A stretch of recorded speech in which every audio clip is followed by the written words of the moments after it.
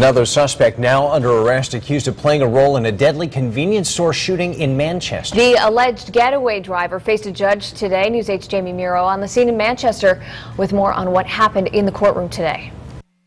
First, it was Charles Wilson of Hartford who was arrested for the shooting death of a Manchester convenience store clerk. Now, a second arrest, Maurice Dixon, who's being described as a good student, who has a good job, who has a good family. But today, he was arraigned at Manchester Superior Court for felony capital murder.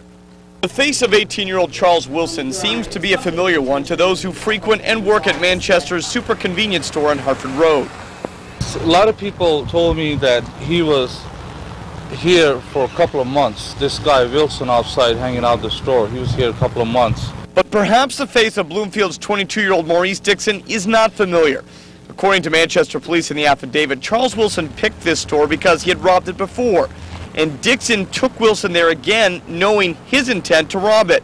The investigation also reveals it was Wilson who pulled the trigger, killing Orang Zahi May 22nd. But police say Dixon drove the getaway car. No prior record. Dixon was arrested Thursday and arraigned late Friday morning. A source led police to Dixon, who goes by the street name Nutta. But his attorney, Corey Brinson, paints a different picture. My client, Maurice Dixon, is from an all-American family. He's an honor student in high school. He's working for a major corporation here in the area. He's bagging groceries at the local grocery store. He's got no criminal history, no convictions, not even a misdemeanor conviction.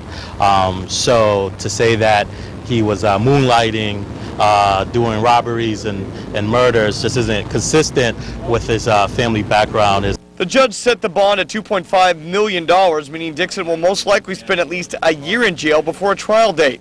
Meanwhile, friends of Zahi, whose wife just gave birth to a baby girl, continue to grieve. He was a very nice human being in a lot of ways that people on here had very good relation with. Because Dixon doesn't have a criminal background, his attorney asked for a $100,000 bond. The judge did not listen. Again, a $2.5 million bond. The case now has been transferred to Hartford Superior Court. The next court date, July 19th. On the scene in Manchester, I'm Jamie Muro, News 8.